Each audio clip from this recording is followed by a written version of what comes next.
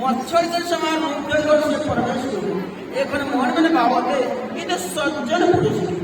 इत साधु पुरुष है इकर समय अच्छे हनुमान का ब्राह्मण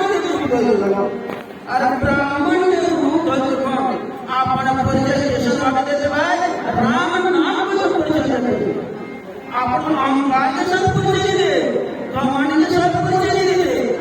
मन नमन अपन काम करो सामने के देखो ना और समान बलशाली दे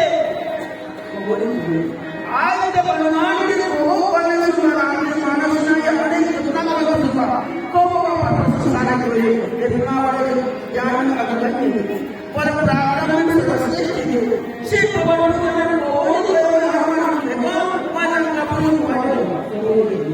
और अहंकार केंद्र मन के मन केंद्र हुआ कर्म के मन केंद्र हुआ लड़ाई झगड़ा अपन जीवन के लिए सफल करना है ये बता हनुमान मानने अहंकार के छोड़ो राम नाम के उच्चारण को दिए राम नाम के उच्चारण को दिए राम नाम के उच्चारण को जब हम उच्चारण वो जरूर जाने मधुर पानी कार्य सुने पाते राम नाम के पानी जो शरण करे पाते अत्यधिक खुशी विषम हो जाए